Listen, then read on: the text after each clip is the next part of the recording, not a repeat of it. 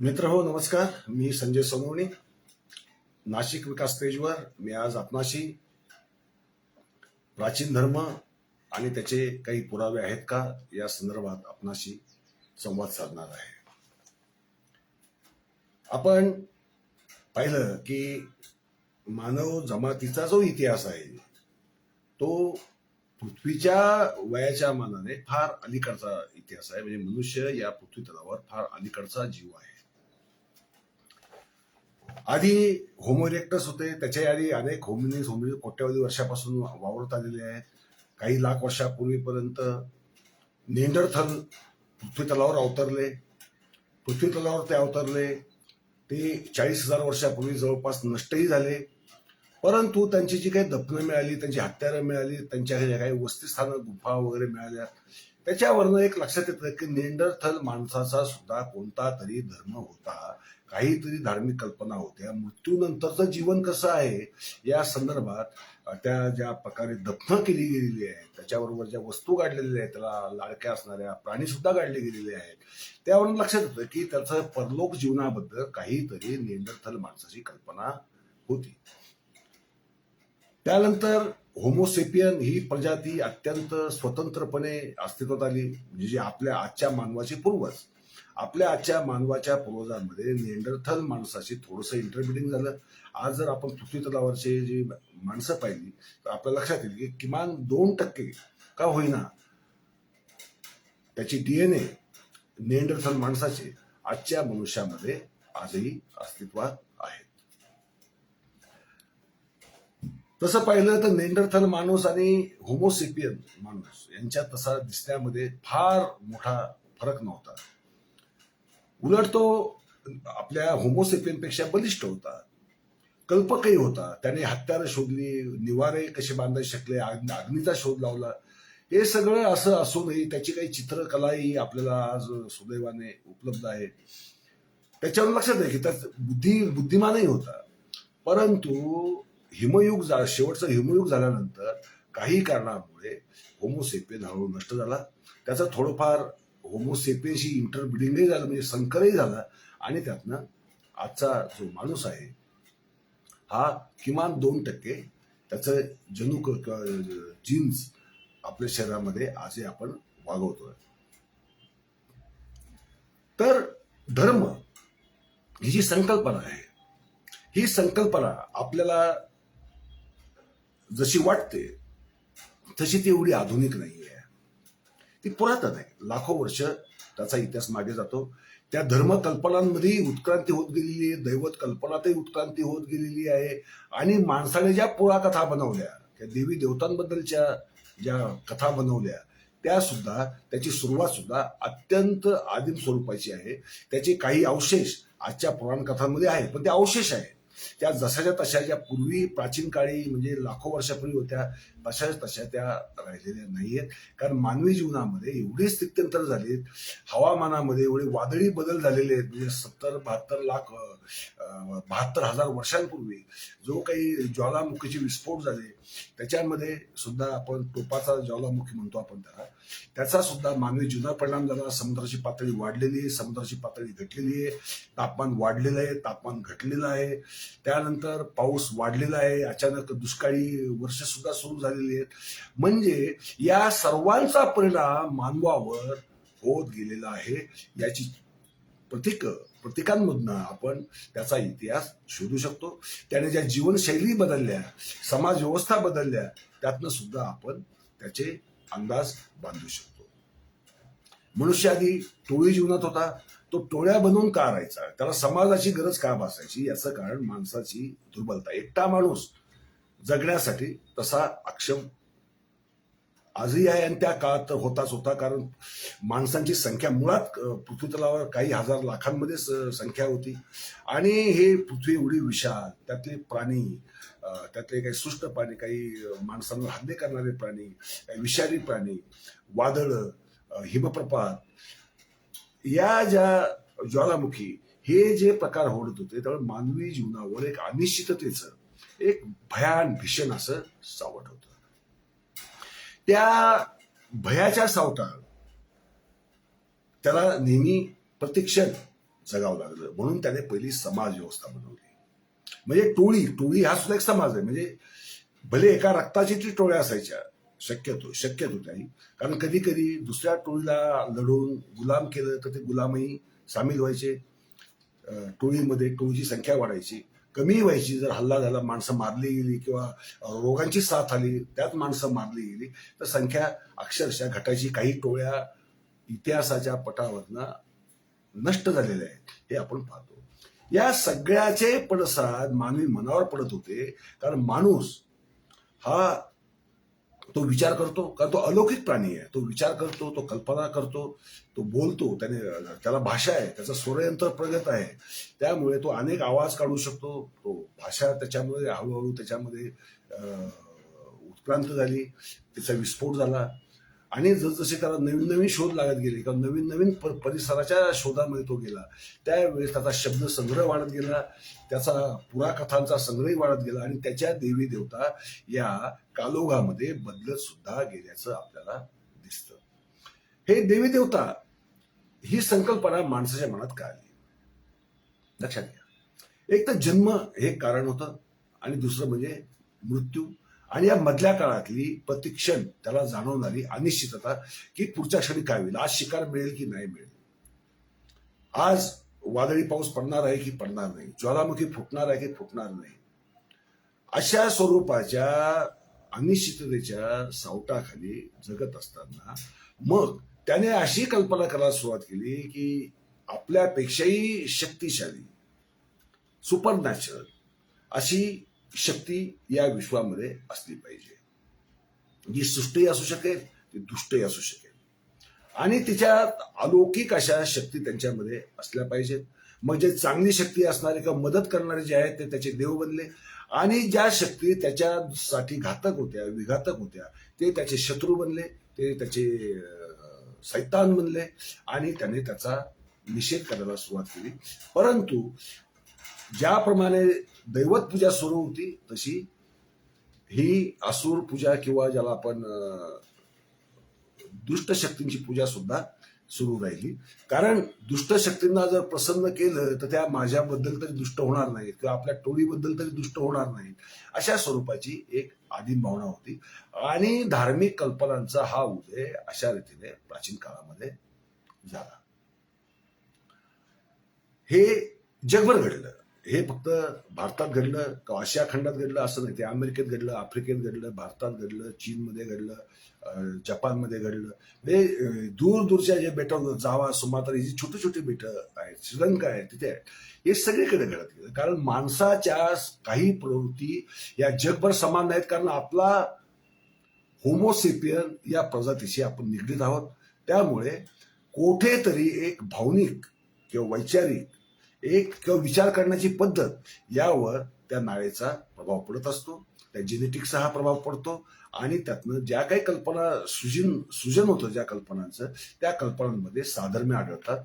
ती साधर्म्य यायला दुसरं कोणतंही कारण नाहीये जे सांगितलं गेलं. 19व्या शतकामध्ये आपल्याला माहिती आहे, वंश सिद्धांत फार विस्फोट पावला होता. आर्य वंश, सेमिटिक वंश, अनार्य, कॉकेशियन, मंगोलाइड, ऑस्ट्रेलियाइड वगैरे वगैरे, हे जे वंशांचं जे वादळ आलं होतं, त्याच्यामध्ये माणसाच्या प्रजातींमध्येच, म्हणजे माणूस एक जरी असला तरी तो वेगळ्या प्रजातीत असं समजू लागला, संघर्ष झाले, दुसऱ्या महायुद्धामध्ये त्याची परिणती झाली. हे आपण सगळं मानवी जगाने पाहिलेलं आहे. पण युनेस्कोने हे अधिकृतरित्या 1952 साली घोषित केलेलं आहे की आजचे मानव हे एकाच होमोसेपियन प्रजातीचे वंशज आहेत. त्यामुळे धर्मकल्पना ज्या आहेत, धर्मकल्पना सुद्धा माणूस हा सर्वस्वी एकाकी किंवा आयसोलेटेड नसल्यामुळे धर्मकल्पनांमध्ये आपल्याला जगभरच्या जे काही साम्य आढळतं ते साम्य केवळ यामुळे आढळतं. कोणती तरी एक सुपर नॅचरल पॉवर असते एक किंवा अनेक असतात, आणि कोणती तरी एक दुष्ट शक्ती असते एक किंवा अनेक असतात, आणि त्यांच्यामधला शाश्वत संघर्ष मनुष्य काय करतो, आपल्या जीवनाचा जो संघर्ष आहे तो संघर्ष त्या दैवतांवर किंवा सैतानांवर लागतो. आणि जशी आपली जीवनामध्ये युद्ध किंवा लढाया चालू आहेत, म्हणजे जगण्याच्या संघर्षाच्या असतील, स्त्री मादी मिळवण्यासाठीच्या असतील, अन्न मिळवण्यासाठीच्या असतील, किंवा शत्रू टोळ्यांशी युद्ध करण्याच्या असतील, या ज्या ज्या कल्पना आहेत त्या त्याने पुरातन दैवतांवर लादल्या आणि त्यातनं त्याची अजून मिथकं अजून विकसित व्हायला लागली. आता आपण मध्यकाळाकडे येऊ. म्हणजे सरासरी 5-6 हजार वर्षापूर्वीचा जर आपण काळ घेतला तर आपल्या लक्षात येईल की असिरिया ते भारत ह्या टप्प्यामध्ये एकच एक संस्कृती होती, धर्म एक नव्हता. लक्षात ठेवा, धर्म आणि संस्कृतीमध्ये फरक आहे. म्हणजे असिरियातही असुर होते, इराणमध्येही असुर होते, भारतातही असुर होते. म्हणजे ही संस्कृती झाली, ही असुर संस्कृती झाली. परंतु असिरियातली दैवत कल्पना वेगळी होती, त्यांची मंदिरं होती, त्याच्या कर्मकांड वेगळी होती, पूजा पद्धती वेगळ्या होत्या. आणि इराणमध्ये जी असुर संस्कृती होती ती ही यज्ञ संस्कृतीशी बांधलेली होती. आणि असुर हा शब्द फार अत्यंत चांगल्या अर्थाने वापरला जायचा. सूर्याला सुद्धा असुर म्हटलं जायचं. लक्षात ठेवा, असुर हा शब्द पुरातन आहे आणि असुर शब्द हा असूर असा नसून असुर, म्हणजे असू या शब्दाला र हा प्रत्यय लागून असुर शब्द बनलेला आहे.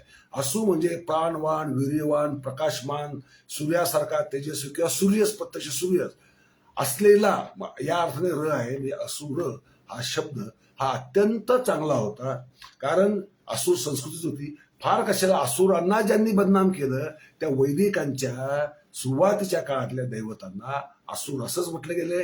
असुर अरुण असेल, अग्नी असेल, अग्नीला असुर म्हटलंय, मरुतांना असुर म्हटलंय, इंद्राला अनेकदा असुर म्हटलंय, वरुणाला 36 वेळा असुर म्हटलेलं आहे, आणि सूर्याला सूर्य न म्हणता असूर्य असं म्हटलेलं आहे.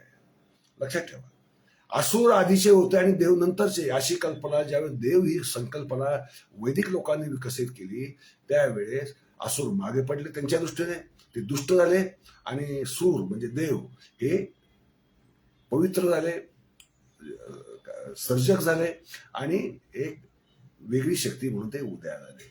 हा झाला माणसाच्या याचा कल्पना प्रकाश. परंतु भारतामध्ये, म्हणजे हे इराणमध्ये झालं, भारतामध्ये मात्र परिस्थिती वेगळी आहे. हे जे सगळे धर्म आहेत त्यांना नाव नाहीये, हे लोकधर्म आहे. पण लोकधर्म जरी असले तर त्या लोकधर्मांना विशिष्ट श्रद्धा, विशिष्ट कर्मकांड याचं एक पाठबळ आहे.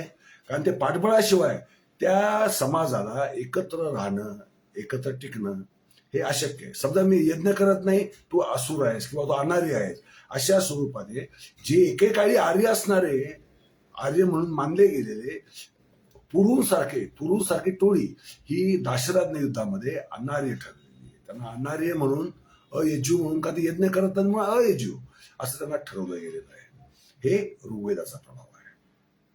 पण भारतात मात्र अत्यंत वेगळी परिस्थिती आहे. भारतात असुर संस्कृती आहे.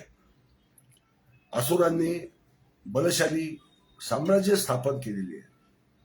परंतु हे असुर, म्हणजे मारुती शेंडगेंनी म्हटलंय की हडप्पा मोहेंजोदडो हे जे कल्चर आहे हे असुर कल्चर आहे, किंवा गंगेच्या खोऱ्यातलं असेल हे असुर कल्चर आहे, किंवा दक्षिणेतलं असेल हे असुर कल्चर आहे. राक्षस आणि असुर हे समानार्थी वापरले गेलेले शब्द आहेत, ते कल्चर आहे. तर यक्ष संस्कृती आहे, समान काळामध्ये जाणारी. ही निसर्गाची जी रूपकं आहेत ती संरक्षक, निसर्गाचे संरक्षक रूपकं जी होती ते यक्ष संस्कृती. मग ते जलाशयाचे संरक्षक असतील, अरण्यांचे संरक्षक असतील, प्राण्यांचे संरक्षक असतील आणि गाव सीमांचे संरक्षक असतील, अशा स्वरूपाची ती कल्पना आहे. कारण या शक्ती आपलं रक्षण करतील, आपल्याला संकट काळात वाचवतील, या रोगराईपासून, म्हणजे जे मरियाई वगैरे ह्याच्यात देवता आल्या, या रोगराईपासून आपल्याला वाचवतील. मरियाई आली म्हणून रोग आलाय, तर मरियाईचा गाडा आपण आतापर्यंत बाहेर जे गावाबाहेर पाठवायचो त्याचं कारणच हे आहे की मरियाई ही गावाच्या सीमे बाहेर राहिली पाहिजे, म्हणजे रोगराईने गावात राहू नये, गावाच्या बाहेर जावं. म्हणजे ही जी भीती आहे, ही जी शाश्वत भीती आहे माणसाच्या मनात लागलेली, की जी आजही आहे आणि ती भविष्यातही राहणार आहे. किंबहुना मानवी जीवन हे या भीतीने, या सुप्त भीतीने व्यापून टाकलेलं आहे. आपल्या जीवन व्यवहारावर या भीतीचा प्रचंड मोठा पगडा आणि असुरक्षिततेचा जी जाणीव आहे तिचा पगडा फार मोठा आहे. पण अतिप्राचीन काळी मृत्यूचं जसं गूढ होतं, मृत्यूचं जसं भय होतं, जीवनातल्या अनिश्चिततेचं जसं भय होतं, तसं जन्माचंही गूढ होतं, रहस्य होतं.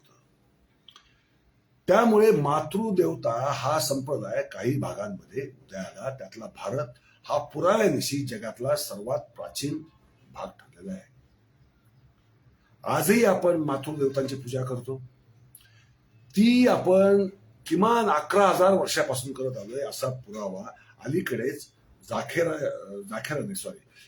बाघेरा येथे सापडलाय.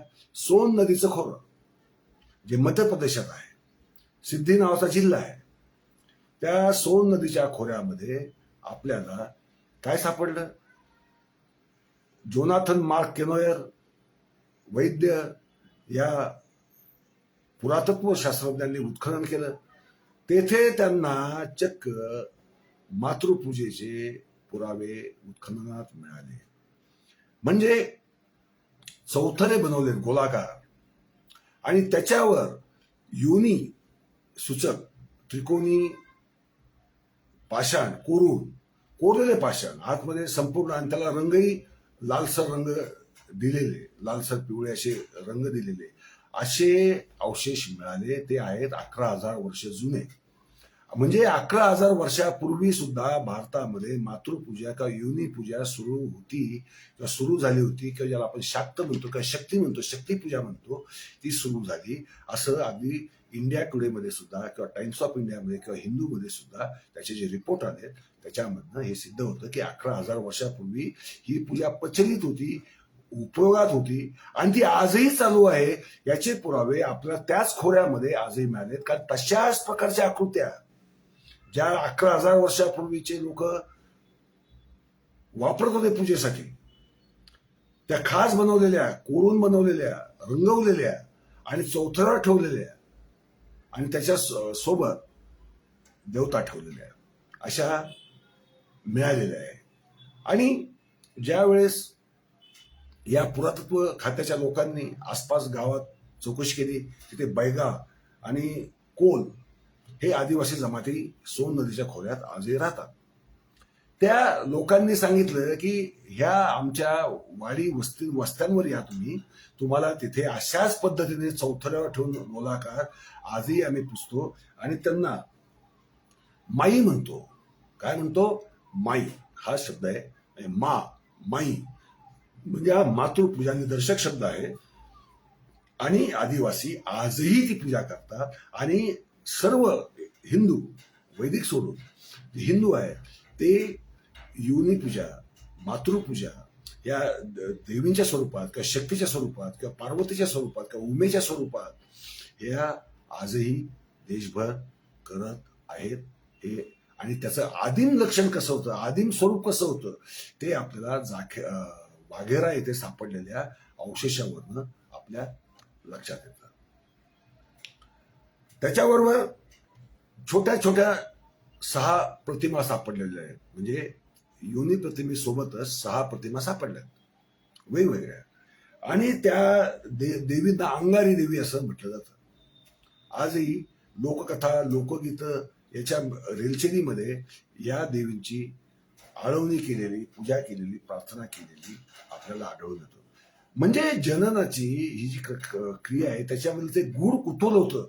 त्यामुळे स्त्री योनीची पूजा ही अति प्राचीन काळी कशी सुरू झाली, किमान पुरावा मिळाला 11,000 वर्षापूर्वीचा. पण त्याच्याही आधी ती होत होती. किती पिढ्या होत होती आधी ते आपल्याला आज माहित नाही. म्हणजे भारतामध्ये आपल्याला मातृपूजकांच्या धर्माचा, अस्तित्वाचा हा सर्वात अति प्राचीन पुरावा मिळतो. हा लोकधर्म होता आणि हिंदू धर्माचा पायाच लोकधर्म असल्यामुळे तो आपण पुरातन हिंदू धर्माचा पुरावा आपण मानू शकतो. हे जननाचं जे गूढ होतं त्यातनं ही योनी पूजा किंवा शक्तीपूजा सुरू झाली. शक्तीपूजा सर्वात आधी सुरू झाली. लिंगपूजा म्हणजे शिवाची पूजा किंवा शंकराची पूजा ही फार नंतरच्या काळात सुरू झाली. म्हणजे शिवलिंगाचं सगळ्यात पहिला पुरातन पुरावा मिळतो हडप्पा येथे, तो 5 ते 6 हजार वर्ष जुना एवढा आहे. आता पुरुष लिंगाची पूजा का सुरू झाली याच्या मागचं कारण असं आहे की माणसाला सरासरी 10-11 हजार वर्षापूर्वी शेतीचा शोध लागला. शेतीचा शोध लागल्यानंतर तोपर्यंत माणसाला माहीतच नव्हतं की प्रजननाच्या क्रियेमध्ये, त्या सृजनाच्या क्रियेमध्ये पुरुषाचाही वाटा असतो. हे त्याला खात्रीलायकपणे कळायला तेवढा काळ जावा लागला. शेतीचा शोध लागल्यानंतर शेतीमध्ये बीज टाकल्यानंतर पीक जसं येतं तसंच स्त्रीच्या गर्भामध्ये आपण आपलं बीज सोडल्यानंतर गर्भ येतो. म्हणजे आपलं पण जननामध्ये किंवा सृजनामध्ये हक्क आहे, वाटा आहे. आणि म्हणून ती शक्ती अजून वृद्धिंगत व्हावी, प्रजा वाढावी. कारण लोकसंख्या प्रचंड कमी होती आणि ती वारंवार येणाऱ्या दुष्काळांमुळे म्हणा, पर्जन्यवृष्टीने म्हणा, रोगांच्या साथींमुळे म्हणा किंवा युद्धांमुळे म्हणा, त्याच्यामध्ये सतत घट होण्याचं प्रमाण मोठं होतं. मग ही लिंग पूजा सुद्धा सुरू झाली. म्हणजे शिव जो अवतारला तो शक्ती नंतर अवतारला. तर लिंगपूजा स्वतंत्र, योनी पूजा स्वतंत्र असं सुरुवातीला त्याचं स्वरूप होतं. लिंगपूजेचा प्राचीन पुरावा हा आपल्याला सिंधू संस्कृतीमध्ये मिळाला आहे. हा झाला पुरावा. पण पुढे माणसाच्या असं लक्षात आलं की या दोन्ही पूजा स्वतंत्र करणं चुकीचं आहे. हे द्वैत आहे. म्हणजे धर्म आणि तत्वज्ञान, धर्मामध्ये तत्वज्ञान कसं घुसायला लागलं आणि तत्वज्ञानाने धर्माचा कब्जा घेतल्याच्या नंतर धर्माचं रूप किती परिस्फुट झालं, किती विकसित झालं याचं चित्र आपल्याला त्याच्यावर दिसून येतं. म्हणजे योनी आणि लिंग यांची एकत्र करून त्यांनी शिवलिंग, म्हणजे आपण जे आज पूजा करतो, शिवलिंगाची जी आज आपण पूजा करतो, त्या सगळ्यात प्राचीन शिवलिंग 4,500 वर्षापूर्वी आपल्याला लोथल येथे सापडले, आपल्याला ते हडप्पामध्ये सापडले. त्या प्रतिमा आपल्या माझ्या आज आपण जशी पद्धतीने शिवलिंगाची पूजा करतो तशीच्या तशी लिंग आपल्याला त्या काळामध्ये मिळतात. परंतु या धर्माला किंवा हा एक धर्म आहे ही भावना नव्हती. ती धार्मिक कल्पना अवश्य होती, ती लोकसंस्कृतीची भावना होती, तो लोकधर्म होता. त्यामुळे त्याला नाव असं नव्हतं. त्यामुळे उत्तरेत त्याचं स्वरूप वेगळं होतं, दक्षिणेत स्वरूप वेगळं होतं, पूर्वेकडे वेगळं होतं, दक्षिणेकडे वेगळं होतं. अगदी अफगाणिस्तानमध्ये ती पूजा असत होती. तेथे फक्त पुरुष लिंगांचीच प्रतिमाची पूजा होत होती 1000-1500 वर्षापूर्वी. आणि अशी काही स्थळं सापडली की जिथे फक्त पुरुषाच्या लिंगांच्याच प्रतिमा, पाषाण प्रतिमा अफगाणिस्तानमध्ये किंवा इराणमध्ये आपल्याला सापडतात. पण ती लोकधर्म टिकून राहिला तो केवळ भारतात. जगामध्ये लोकधर्म टिकून राहिला असं कोणतंही उदाहरण नाही. मग हा लोकधर्म टिकला ही गोष्ट खरी आहे. मग जसं जसं तत्वज्ञान असतील, पुराण कथा असतील यात भर पडत गेली तसं तसं माणसांनी या सृजनाच्या प्रतीकाला, खरं म्हणजे शिवलिंग हे सृजनाचं प्रतीक झालं, कारण त्यातनं सर्जन होतं. पण सर्जन होतं मग तो जगण्यालाही आधार देतो, विश्वासाचा नाशही तोच करणार आहे, या कल्पना माणसाला सुचायला लागल्या. आणि त्या सगळ्या कल्पना त्यांनी त्या सृजनाच्या प्रतीकावर अक्षरशः लादल्या आणि त्याभोवती कथा निर्माण करत, जे व्यक्ती स्वरूप नव्हतं, ते मनुष्याचं प्रतीक नव्हतंच, परंतु हळूहळू त्याला एक प्रतीकाचं स्वरूप दिलं गेलं. मग डोक्यावर चंद्रकोर आहे, गळ्यामध्ये नाग आहे, गजचर्म आहे, हातात त्रिशूळ आहे, असं त्याला स्वरूप दिलं गेलं ते काळोखामध्ये. दुसरी गोष्ट, मंदिरांची प्रथा नव्हती, कारण हे घरगुती स्वरूपाचं त्याचं पूजेचं स्वरूप होतं. कर्मकांड फार नव्हतं, फार सिंपल कर्मकांड होतं. ते बनवणंही सोपं. ते काही मृत्तिका मातीपासूनही बनवायचे, वाळूपासूनही बनवायचे, दगडापासूनही बनवायचे, किंवा तसे आकार निसर्गामध्ये तसे आपसूक दिसले तर त्याला सुद्धा ते पूजायचे. ही सर्वसाधारण कल्पना होती, कारण त्यांच्या दृष्टीने सर्जन देव हा त्यांच्या मनामध्ये होता. तो प्रतीकामध्ये व्यक्त जरी झाला तर ते प्रतीक नेमकं काय आहे, कसं आहे याचा त्याने काही फारसा विचार केला नाही. मग यक्ष संस्कृती होती, नाग संस्कृती होती, जी काय टोटेम्स होती, प्रत्येक टोळ्यांची टोटेम्स होती. मग त्यांनी काय केलं की शिवाभोवती नाग संप्रदायाने किंवा नाग टोटेम असणाऱ्या लोकांनी त्याच्या गळ्यात नाग दिला. जे वृक्षपूजक होते त्यांनी आपापल्या वृक्षांमध्ये त्या देवतेचं कोणत्या ना कोणत्या प्रकारे अस्तित्वाची कल्पना केली. अशा रीतीने हे धार्मिक कल्पनांचं एकीकरण हे होत गेलं. तरी आपण जर पाहिलं भारतामध्ये तर धार्मिक कल्पना प्रत्येक भागामधल्या दैवत किंवा प्रतीक तेच जरी असलं तरी त्याची पद्धत जी आहे, कर्मकांडाची पद्धत असेल, त्याचे स्वरूप असेल किंवा मान्यता ज्या असतील किंवा पुराकथा ज्या असतील त्या मात्र सर्वस्वी वेगळ्या असल्याचं आपल्याला दिसून येतं. आता सगळ्यात महत्वाची गोष्ट सांगायची म्हणजे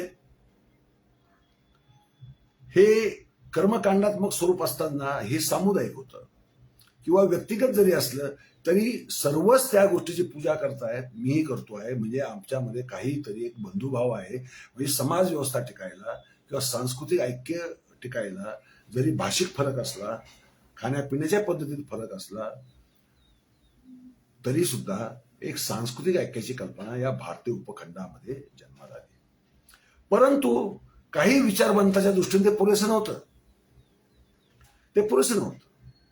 त्याने त्या प्रतीकांच्याही पलीकडे जाऊन स्वतःचा शोध, म्हणजे मी कोण आहे, माझ्यामध्ये काय आहे, आणि मी आणि ईश्वर, मी आणि शिव, मी आणि शक्ती याच्यामध्ये तादात्म्य ते कसं मिळवता येईल ते मिळवण्यातनं योग हा सिंधू संस्कृतीच्या काळामध्ये शोधला गेला.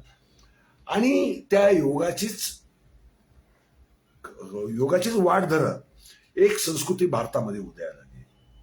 ती तत्वज्ञानाची संस्कृती होती, विचारकांची संस्कृती होती. ती समाज व्यवस्थेमध्ये जे काही कलुषित दिसतं की जर देव एक आहे तर माणसांमध्ये एकत्व का नाही, किंवा माणसाच्या जीवनात दुःख काय आहे, माणसाच्या जीवनात हे जे चढ उतार होता, हे अनिश्चितता आहे, याचं उत्तर फक्त ते प्रतीक देऊ शकत नव्हतं. ते प्रतीक देऊ शकत नाही. ते उत्तर ती स्वतःच्या प्रज्ञेने, स्वतःच्या प्रतिभेने शोधण्यासाठी माणसांनी, जे विचारी माणसांनी एक चळवळ सुरू केली. त्या चळवळीतनं भारतामध्ये सर्वात महत्वाची संकल्पना उदयाला आली, ती म्हणजे समण संस्कृतीची कल्पना. ह्या समण संस्कृतीचा उदय कमीत कमी इसवी सन पूर्व 2700 मध्ये झाला. म्हणजे जे आदी तीर्थंकर आहेत, आदिनाथ म्हणा किंवा ऋषभदेव म्हणा, त्यांचा जन्म सरासरी इसवी सन पूर्व 2700 मध्ये झाला असावा असा उत्खनित पुराव्यानुसारच आपल्याला अंदाज करता येतो. अयोध्या येथे जे उत्खनन झालं तेथेही इसवी सन पूर्व 4थ्या शतकातली ते तीर्थंकरांची प्रतिमा मिळालेली आहे. त्यावर लक्षात येतं की हा एक वैचारिक विस्फोट करणारा, प्रज्ञेचा विस्फोट करणारा हा जो वैचारिक संप्रदाय होता, त्याने आपलं व्यावहारिक जीवन जे आहे, जे कर्मकांडात्मक जे जीवन आहे ते सोडलं आणि ते भटकायला लागले. निसंग होऊन भटकायला लागले, कधी कधी विवस्त्र होऊन भटकायला लागले. कारण वस्त्र सुद्धा नको. कारण मला जगायचं असेल तर मला या गोष्टींची गरज काय आहे, मला पत्नीची किंवा पतीची गरज काय आहे, मला मुलांची गरज काय आहे, मला समाजाची गरज काय आहे. त्यामुळे त्यांनी एकांतवास पत्करायला सुरुवात केली. फिरत राहिले आणि जे जे काही त्यांना सुचलं होतं त्याचा उपदेश त्यांनी द्यायला सुरुवात केला. त्या विचारांमध्ये अनेक प्रकार होते. म्हणजे आपण महावीर आणि बुद्धाच्या काळातच पाहिलं तर जवळपास 7 ते 8 प्रकारचे वैचारिक संप्रदाय केवळ उत्तरेत बिहार प्रांतातच होते. इतर प्रांतामध्ये किती होते याचे इतिहासाने नोंद ठेवली नसल्यामुळे त्याचे आपल्याला स्वरूप आज कळत नाही. पण संगम साहित्य जे दक्षिणेमध्ये मिळतं त्याच्यावरनं आपण तिकडं लोक कसा विचार करत होते श्रमण संस्कृतीला साजेसा हे आपल्याला पाहायला मिळतं. त्याच्यामध्ये विचार कोणते होते की देव आहे की नाही. इथूनच पहिला प्रश्न, देव आहे की नाही. मग देव नाही तर मग माणसाचं संचालन कोण करतं, मग तो कोणी आत्मा नावाची एखादी शक्ती आहे का. आणि परमेश्वर आत्मस्वरूप तर नाही ना. मग ते आत्मस्वरूप जर परमेश्वर असेल तर त्याच्याशी मिलन करण्यासाठी योगाचा मी कसा वापर करू शकतो. की योगाच्या मुळे, चिंतन केल्यामुळे, ध्यान एका ठिकाणी केंद्रित केल्यामुळे मला परमेश्वराशी तादात्म्य स्थापित करता येईल का? आणि तादात्म्य स्थापित केल्यानंतर हा जो जन्म आहे म्हणून मृत्यू आहे आणि आपण परलोक जीवन आहे म्हणजे मृत्यू आहे असं जर आपण मानतो, परलोक जीवन आहे असं मानतो, तर यातनं कायमची सुटका करण्यासाठी मनुष्याला काय केलं पाहिजे, म्हणजे मनुष्याच्या जगण्याचा नेमका हेतू काय, नेमका उद्देश काय, त्याची परिणती कशात झाली पाहिजे.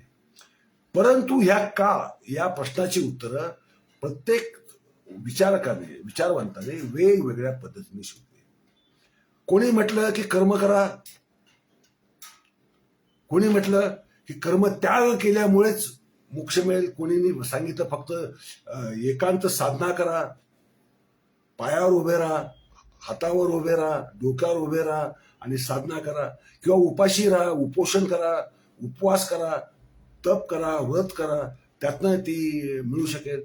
कोणी सांगितलं की या गोष्टी सगळ्या मिथ्या आहेत, जे काही घडवतं ते परमेश्वर जर घडवत असेल तर तुझ्या मनात येणारा विचार म्हणजे तू परमेश्वर मानत नाही हा विचार तुझ्या मनात आला तो सुद्धा परमेश्वरामुळे आला, हे सांगणारा विचार संप्रदाय होता. आणि अज्ञानवाद म्हणून तर फार मस्त वेगळा विचारकांचा प्राचीन काळापासूनचा पंथ आहे. तो अज्ञानवाद म्हणतो की विचारकांचे विचार परस्परांशी जुळत नाहीये. हा म्हणतो तो ज्ञानी, तो म्हणतो तुम्ही ज्ञानी. या सगळ्या ज्ञानवंतांच्या गर्दीमध्ये खरा ज्ञानवंत कोण आहे हे कोणी ठरवायचं, कसं ठरवायचं आणि त्याचा मापदंड नेमका कोणता. ज्ञानी आहे हे म्हणणं ठीक आहे, परंतु ज्ञानी असणं म्हणजे नेमकं काय, ज्ञानी असणं म्हणजे नेमकं काय, त्याचा मापदंड काय, त्याचा आधार काय, काय कळालं म्हणजे माणूस ज्ञानी झाला. मला समजा दृष्टांत झाला, तो दृष्टांत झाला हे मी लाख ओढून सांगितलं तरी तो दृष्टांत झालाय, तो मला व्यक्तीला झालेला आहे, त्याचं मी प्रदर्शन करू शकत नाही, तो दाखवू शकत नाही, त्याचा कसला पुरावा देऊ शकत नाही. त्याचा पुरावा काय म्हणजे वैचारिक दृष्ट्या, बुद्धिवादी दृष्ट्या हा समण संप्रदाय जो होता, समण संस्कृती जी होती ती त्याने अक्षरशः विस्फोटलेली होती.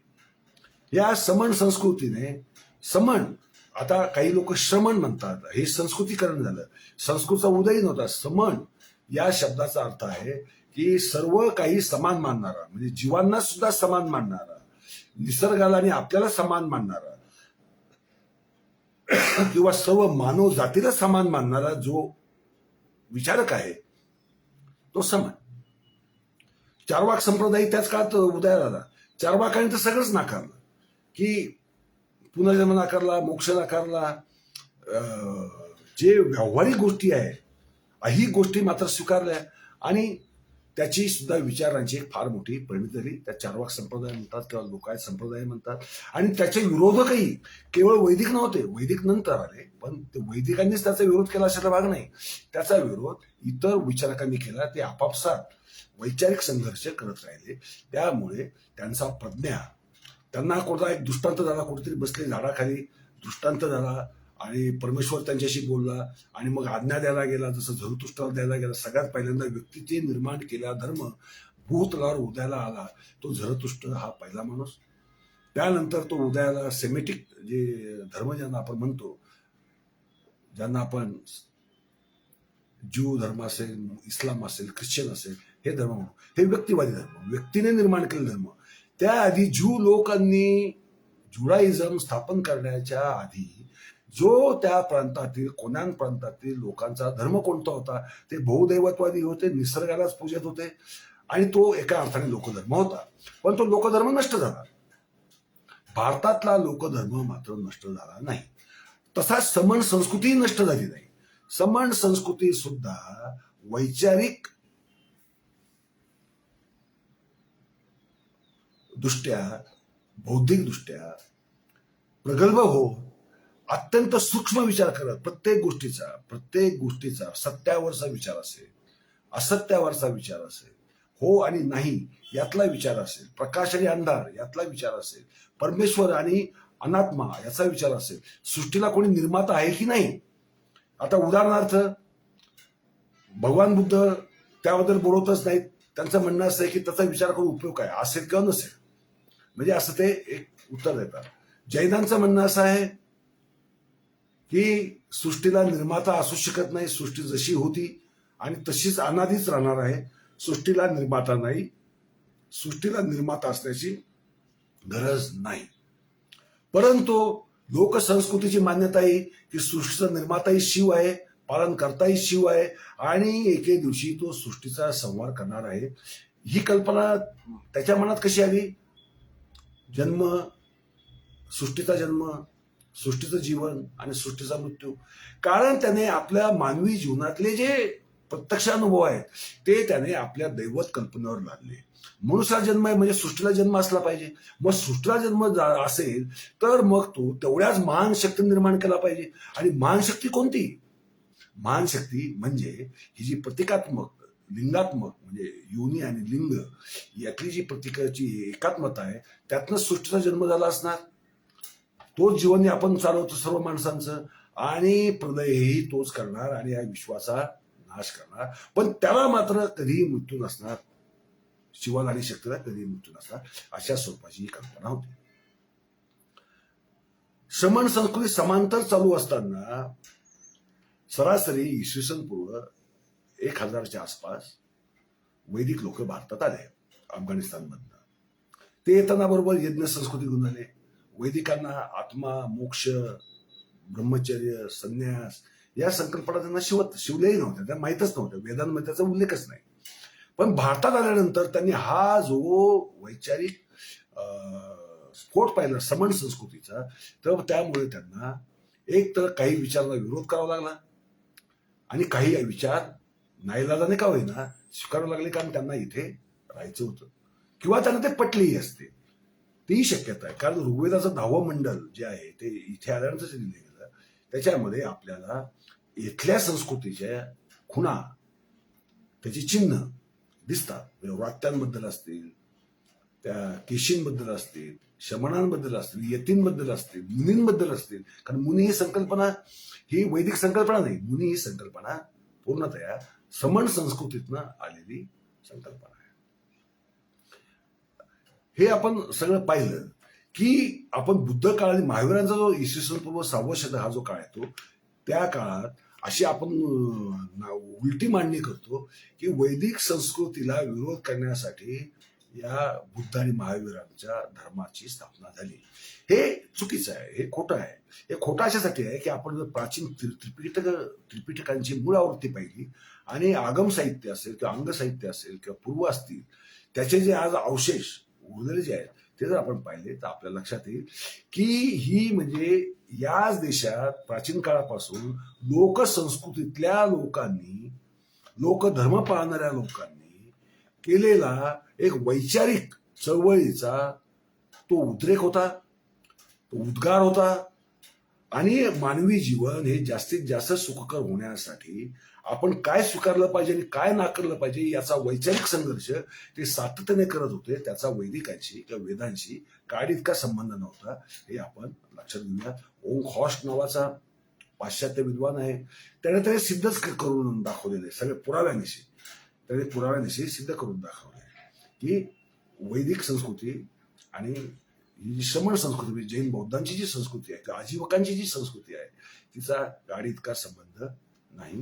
ही स्वतंत्ररित्या प्राचीन काळाची वैचारिक परंपरा, जसं जैन धर्मामध्ये 24 तीर्थंकर आहेत.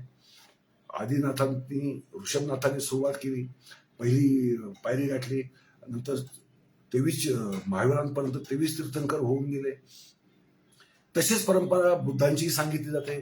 त्यांचे पूर्व बौद्ध होते, त्यांची एक वैचारिक परंपरा होती. त्यांच्याही विचार परंपरेला काही होकारात्मक तर काही नकारात्मक असे आधार होते. ती सातत्याने ते करत आले, पाळत आले. आणि वैदिक धर्माने नंतर यातल्या अनेक गोष्टी स्वीकारल्या सुद्धा. म्हणजे संन्यास स्वीकारला. तसं पाहिलं तर वेदांमध्ये संन्यास नावाचा प्रकार नाही, ब्रह्मचर्य पाळलं पाहिजे हा तर अजिबात नाही. उलट लोपामुद्रेचं जे सूक्त आहे, प्रसिद्ध सूक्त आहे, ते सूक्तच मुळात अगस्तीला शरीर संबंध ठेवण्यासाठी प्रवृत्त करण्यासाठी लोपामुद्रेचे उद्गार आहेत. ती असं म्हणते की ज्ञानीपुरुषाला श्रीसंग सोडून देणं आणि असं एकाकी बसून तप करणं हे शोभत नाही. तू श्रीसंग करायला तयार हो. म्हणजे किंबहुना महाभारतात जरत्कारू ऋषीची कथा येते. तो निपुत्रिक होता, संन्यास घेतला होता, त्याने तप करत होता.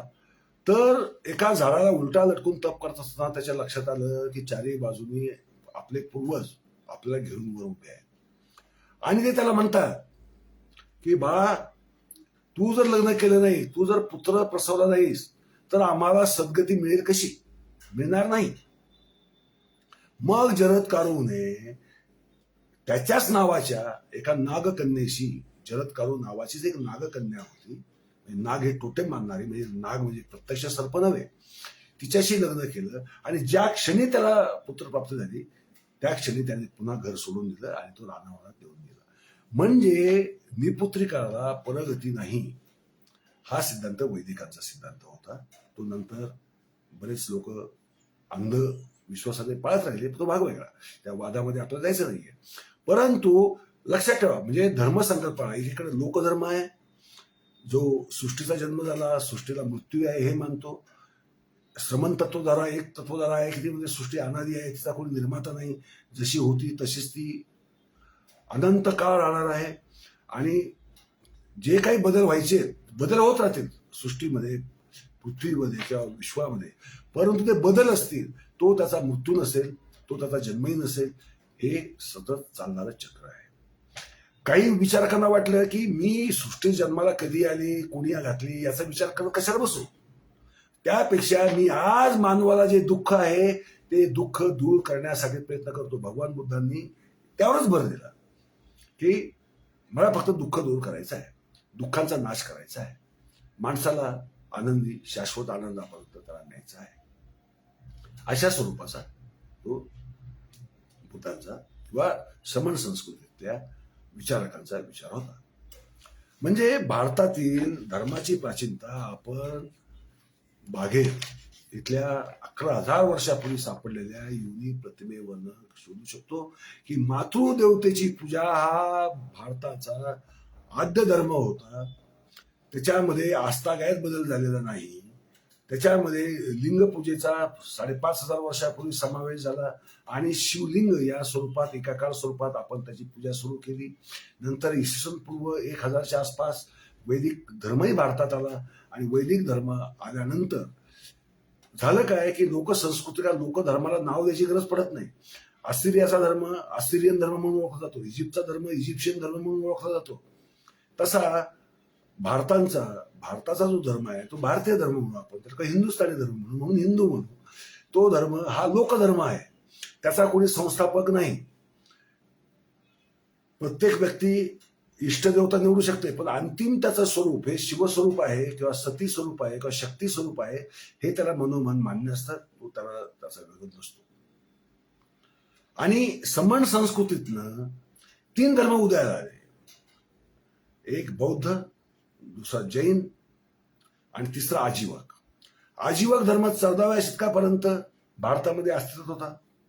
जैन धर्म ही सरासरी भारतामध्ये, आता पुनरुज्जीवन बौद्ध धर्माचं भारतामध्ये, बाहेर तो गेलेलाच होता बौद्ध धर्म, तो तिबेटमध्ये होता, चीनमध्ये होता, जपानमध्ये होता, आशिया खंडात होता, मध्य आशियात होता, परंतु भारतातनं मात्र तो अदृश्य झालेला होता. तसा आजीवक धर्मही नष्ट झाला. टिकून राहिलेला एक जैन धर्म आहे. बौद्ध धर्माने आता पुन्हा एकदा भरारी, नवीन तेजाने भरारी बाबासाहेब आंबेडकरांच्या वैचारिक नेतृत्वाखाली त्यांना तथागत म्हणावं अशी योग्यता बाबासाहेबांची निश्चितच आहे. ते आज बौद्ध धर्माला एका नव्या स्वरूपात, एका आधुनिक स्वरूपात त्यांनी तो पेश केलेला आहे. म्हणजे भारतीय लोकांनी, म्हणजे समण संस्कृती ही पण लोकसंस्कृतीच, पण ती लोकसंस्कृतीतले जे विचारी लोक होते त्या विचारी लोकांमधनं निर्माण झालेला हा वैचारिक, तत्वज्ञानात्मक, आध्यात्मिक स्वरूपाचा एक आदर्श असा कळस दाखवणारा एक तो भाग आहे. या धर्मांना आजही आपण जपून ठेवलेला आहे आज दुर्दैवाने उपऱ्या अशा वैदिक संस्कृतीने आपल्यावर प्रभाव टाकण्याचं काम सुरू केलेलं आहे.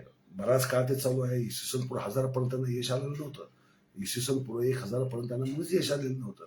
परंतु नंतरच्या काळामध्ये काही कारणांमुळे वैदिक धर्माला एक थोडंसं एक प्राबल्य आलं आणि मानसिकदृष्ट्या लोक पराभूत झालेल्या लोकांनी म्हणा किंवा कसलेल्या लोकांनी म्हणा किंवा हताश झालेल्या हतबल झालेल्या लोकांनी किंवा लोकांनी म्हणा त्यांचं वर्चस्व मान्य केलं. पण दैनंदिन जीवनामध्ये आपली प्रतीक आपली दैवत बदलली नाहीत.